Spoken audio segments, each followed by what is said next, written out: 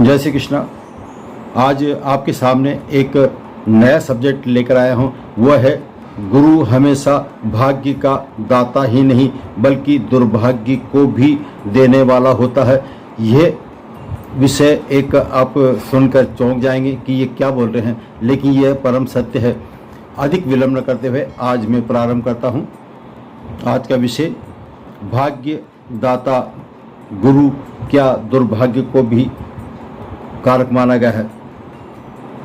हम ज्योतिष के जानकार अधिकतर कुछ नए योग ढूंढते हैं, राजयोग उसमें तलाश करते हैं और यह प्राय हमारी कोशिश रहती है कि हमारे उच्च का ग्रह कौन सा बैठा हुआ है। तो इसी संदर्भ में उच्च का गुरु जो है कर्क राशि में उच्च का माना जाता है और मकर राशि में नीच राशि का माना जाता है। ठीक इसी तरह से गुरु को दो राशियां दी गई है, धनु और मीन। धनु और मीन का गुरु ये इसका मालिक होता है, स्वामी होता है।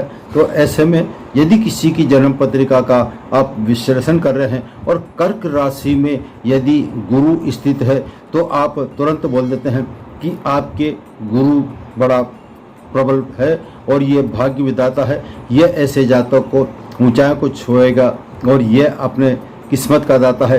धन तो देगा ही सही और हमेशा इसकी किस्मत है बुलंदियों को छूती रहेगी।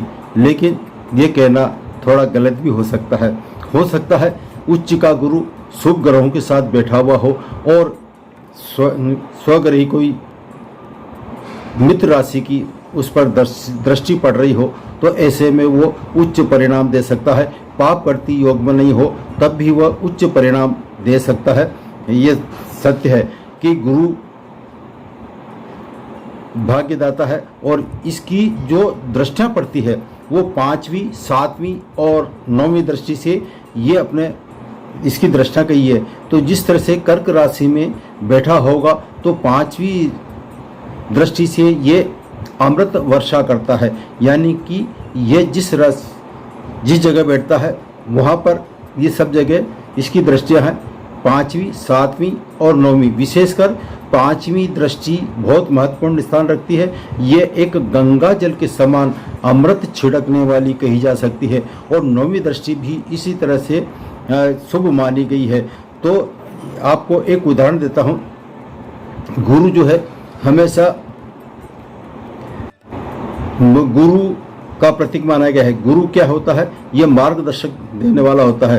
तो जिस तरह से गुरु मार्गदर्शक होता है, ठीक उसी तरह से आपने एक कहावत सुनी होगी कि दिया तले अंधेरा। गुरु जिस स्थान पर बैठता है उस स्थान की हानि करता है और जहाँ इसकी दृष्टि पड़ती है वहाँ पर यह शुभता प्रकट करता है। तो दिया के नीचे जहाँ दिया रहेगा वहाँ पर अंधेरा निश्चित रहता है। इसी तरह से ये गुरु मार्गदर्शक करने के कारण ये जिस स्थान को बैठता है उस भाव की खराबी करता है। फॉर एग्जाम्पल, यदि वृश्चिक राशि की कुंडली की हम चर्चा करते हैं तो वृश्चिक राशि के अनुसार 9th हाउस में गुरु बैठेगा तो वहाँ कर्क राशि 4 लिखा होगा। तो गुरु कर्क राशि में स्थित होने के कारण यह भाग्यदाता हो सकता है, शुभ हो सकता है और साथ ही ये दूसरे भाव का स्वामी और 5म भाव का स्वामी होकर 9th हाउस में बैठता है।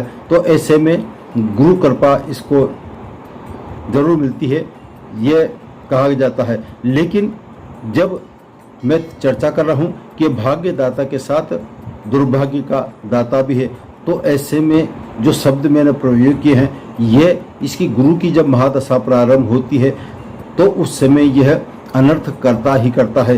कैसे? जैसे मैं वृश्चिक राशि की लग्न की चर्चा कर रहा हूँ। वृश्चिक राशि के अनुसार ये दूसरे स्थान पर 9 लिखा हुआ होता है। 9 का मतलब धनु होता है। तो धनु राशि का स्वामी गुरु होता है और 5म भाव में जहाँ 12 लिखा होगा मीन राशि कहलाएगी।